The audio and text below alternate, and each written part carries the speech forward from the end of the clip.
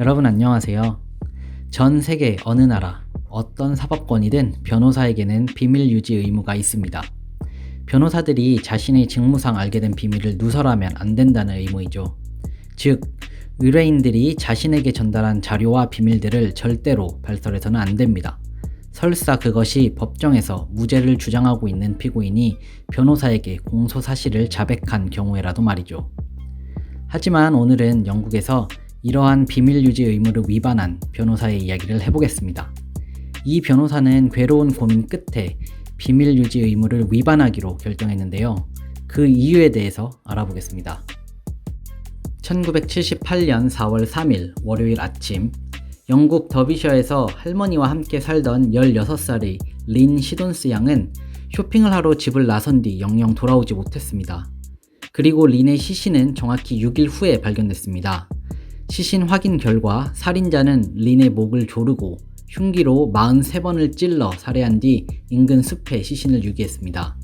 이 살인사건의 용의자로 근처에 살던 이웃 친구인 15살의 로이 브룩스라는 소년이 긴급 체포됐습니다. 로이는 사건 당일 린과 함께 만나기로 약속이 되어 있었던 상황이었습니다. 1970년대 당시 영국 경찰이 가지고 있던 피의자 권리와 인권에 대한 의식은 현재와 매우 달랐습니다. 살인 피의자로 체포된 로이의 변호사인 스티븐 취텐든이 로이를 만나러 왔을 때 경찰은 이미 변호사가 없는 상태에서 로이를 취조하여 그가 린 시돈스를 살해했다는 자백을 받은 상태였습니다. 로이의 변호사였던 취텐든은 이제 갓 변호사가 된 26살의 신참이었습니다. 특히 이 사건은 그가 처음으로 맡는 살인사건이었습니다. 그렇기 때문에 취텐드는 이 사건에 열정이 많았고 로이가 자수했다는 경찰의 말에도 불구하고 여러 정황들을 면밀히 살피기 시작했습니다. 그의 눈에는 또래보다 훨씬 덩치가 작고 지능이 떨어지는 로이는 살인을 저지를 만한 소년이 아니었습니다. 취텐드는 선배 변호사 2명의 도움을 받아 직접 사건 현장에서 로이의 자백을 토대로 사건을 재구성해보기 시작했습니다. 취텐든과 그의 선배 변호사 1명은 나머지 1명의 변호사에게 살해된 린의 역할을 맡아달라고 부탁한 뒤 그녀를 끌고 숲속으로 들어가 보려고 했습니다. 하지만 여러 지형지물과 나무, 바위 등으로 인해 시신을 끌고 숲속으로 옮긴다는 게 가능하지 않다는 것을 확인했습니다. 더군다나 로이는 살해당한 린보다 훨씬 체구가 작았는데 말이죠. 이러한 사실을 확인한 취텐드는 자신의 의뢰인인 로이에게 진실을 말해달라고 요구하고 결국 로이는 재판 하루 전날 자신의 변호사인 취텐든에게 모든 진실을 말했습니다. 로이가 자신의 변호사인 취텐든에게 밝힌 진실은 다음과 같았습니다. 유명한 연쇄 살인마 잭 더 리퍼를 동경했던 로이의 의붓 아버지 마이클 브룩스는 자신의 의붓 아들 로이에게 친구 린을 운하 인근의 공터로 불러내라고 시킵니다. 그리고 린이 로이를 만나기 위해 공터로 나왔을 때 마이클은 린을 뒤에서 붙잡아 움직일 수 없게 만들었습니다. 린을 움직일 수 없게 붙잡은 마이클은 의붓 아들인 로이에게 흉기로 린을 찌르라고 시킵니다. 하지만 로이가 망설이며 린을 찌르지 못하자 마이클은 린의 목을 졸라 기절시킨 뒤 그녀의 입에 물과 진흙을 넣고 칼로 사정없이 그녀를 찔렀습니다. 마이클은 로이에게 만약 로이가 다른 누군가에게 이 일에 대해서 발설한다면 로이의 어머니를 살해할 것이라고 협박했습니다. 하지만 동시에 로이가 이 일에 대해서 아무에게도 말하지 않고 모든 책임을 짊어진다면 이 사건이 모두 끝난 뒤에 새로운 자전거 한 대를 사주겠다고 이야기를 했습니다.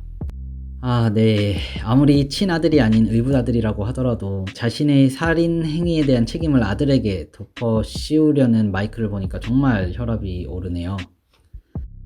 아무튼 이 모든 이야기를 들은 로이의 변호사 취텐드는 다음날 로이의 재판에서 변론 중에 이러한 사실 중 일부를 언급합니다. 하지만 증인으로 출석한 의붓 아버지 마이클은 이러한 내용을 모두 부인하고 자신의 아들이 범행을 저질렀다고 증언합니다. 네, 지금 이 영상 보고 계시는 분들 욕하셔도 됩니다. 정말 분노가 끓어오르네요. 그래도 정말 다행히도 로이는 배심원들에 의해 재판에서 무죄 판결을 받습니다.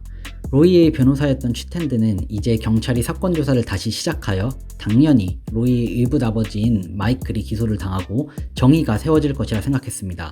하지만 이게 웬걸, 경찰은 사건의 재수사 요청을 거절하였고 검찰 또한 이 사건에 대해 더 이상 수사하지 않기로 합니다. 쥐텐드는 분노했지만 변호사의 비밀 유지 의무 때문에 자신의 의뢰인인 로이의 허락이 없는 상황에서 함부로 로이와의 면담 내용을 공개하며 의붓 아버지 마이클이 실제 살인자라는 사실을 밝힐 수 없었습니다. 더비셔 지역 사람들 사이에서는 진실을 밝히고 진짜 살인자를 잡아야 한다는 여론이 강해지고 있었고, 급기야 지역구 국회의원이 쥐텐든에게 억울한 사건의 해결을 위해 린의 유가족들을 도와달라고 부탁하는 상황까지 일어났습니다. 쥐텐든은 아내와 함께 심각한 고민에 빠졌습니다. 로이의 사건 기록과 상세한 진술 내용이 들어있는 자료들을 넘겨서 정의가 바로 세워지게 하는 것이 양심에 따른 올바른 행동이라고 생각했으나, 변호사의 비밀유지 의무를 위반할 경우 2,000파운드의 벌금은 물론이고 징계위원회에 회부되어 변호사직까지 박탈당할 수 있었기 때문입니다. 쥐텐드는 이제 막 변호사 자격을 취득한 신참 변호사였고, 어린 자녀가 3명이나 있어서 변호사 일을 포기할 수 없었습니다. 아내와 함께 오랜 고민을 하던 쥐텐드는 결국 로이의 자료들을 린 시돈스의 유가족 측 변호사에게 넘기기로 결정했습니다. 쥐텐드는 이러한 결정의 이유를 다음과 같이 밝혔습니다. 만약 사건의 진짜 살인자인 마이클이 다른 누군가를 다시 살해한다면 저는 견딜 수가 없을 것 같아요. 그렇기 때문에 이 자료들이 보내져서 누군가가 적절한 조치를 취하는 것이 옳다고 생각합니다. 쥐텐드는 이러한 자료들을 희생자 린의 유가족 측 변호사에게 넘김으로써 마이클 브룩스가 살인 혐의로 고발되고 검찰 조사 이후 살인죄로 처벌받을 것이라고 기대했습니다. 우선 린의 유가족은 로이와 마이클에게 폭행치사에 따른 손해배상을 청구했습니다.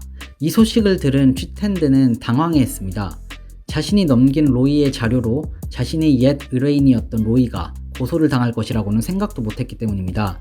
쥐텐든이 자료를 넘긴 이유는 마이클을 형사재판에 세워 정의를 바로잡기 위함이었지 이러한 민사소송이 아니었습니다. 그러나 1991년 다행히 민사법정에서는 마이클에 대해서만 폭행치사를 인정하고 1만 파운드의 배상액을 지불하라고 판결했습니다. 그리고 이러한 판결은 결국 1996년 형사재판에서 마이클의 살인 혐의가 유죄로 인정되고 무기징역을 선고받는 결과로까지 이어졌습니다. 사건 발생 후 무려 18년 만에 진짜 살인자가 처벌을 받은 것이었습니다. 그렇다면 로이의 자료들을 넘긴 쥐텐드는 어떻게 되었을까요? 놀랍게도 쥐텐든에게는 아무런 일도 일어나지 않았습니다. 심지어 쥐텐든이 넘긴 자료로 인해 고소당했던 로이의 민사소송 변호사도 쥐텐든이 이 로이의 자료를 넘겼다는 것을 알았지만 아무 말도 하지 않았습니다. 영국 변호사협회에서도 아무 말이 없었습니다. 하지만 이런 아무 말 없는 평온함이 쥐텐든을 더욱 불안하게 만들었습니다. 쥐텐든은 이후 은퇴할 때까지 항상 누군가 언제든 자신을 변호사협회에 신고해서 징계를 받게 할 수도 있다고 생각하며 불안한 마음에 지냈습니다. 그리고 2016년 심장병으로 고생하던 쥐텐드는 은퇴를 결심하며 이 사실을 공개적으로 밝히기로 결정합니다. 그는 지역 신문과의 인터뷰에서 본인의 딜레마에 대해 말하며 사실을 밝힙니다.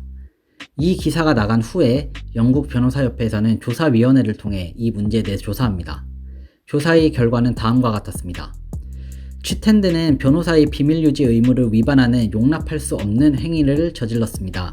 하지만 이러한 행위가 사적인 이익이 아닌 사법 정의를 위한 행위였다는 점은 인정합니다.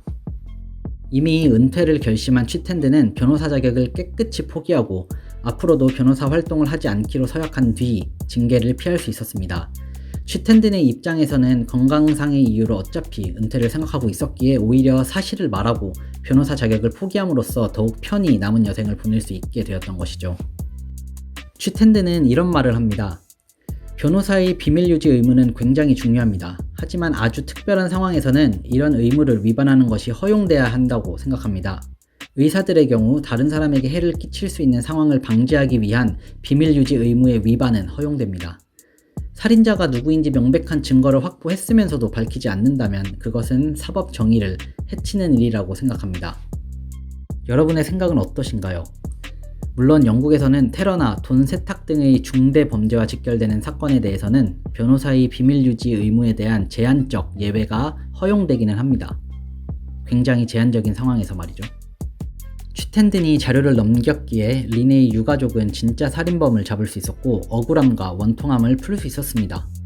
이러한 관점에서 보았을 때는 변호사의 비밀 유지 의무보다는 공공의 이익과 사법 정의를 우선시하는 것이 더욱 안전하고 공정한 사회를 만들 수도 있을 것 같기는 하네요. 하지만 또 한편으로는 만약 변호사의 비밀 유지 의무가 지켜지지 않는다면 과연 우리가 정말로 필요한 법률 자문을 마음 놓고 편하게 받을 수 있을까요? 자신의 변호사를 신뢰하지 못하게 된다면 과연 피고인은 방어권을 잘 행사할 수 있을까요? 변호사들 또한 자신에게 온 의뢰인의 말을 100% 신뢰할 수 있을까요? 억울하게 기소된 사람의 경우 제대로 된 변호인의 조력을 기대할 수 있을까요?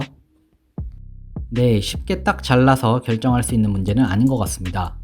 여러분은 과연 변호사의 비밀 유지 의무가 더 우선되어야 한다고 생각하시나요? 아니면 공공의 이익과 사법 정의가 더욱 우선되어야 한다고 생각하시나요? 또한 만약 비밀 유지 의무에 예외를 둔다면 과연 어느 선까지 허용되어야 할까요? 곰곰이 생각해보고 고민해볼 만한 문제인 것 같습니다. 오늘도 함께 해주셔서 감사하고요. 다음번에도 더욱 재미있고 흥미로운 이야기로 돌아오겠습니다. 시청해주셔서 감사합니다.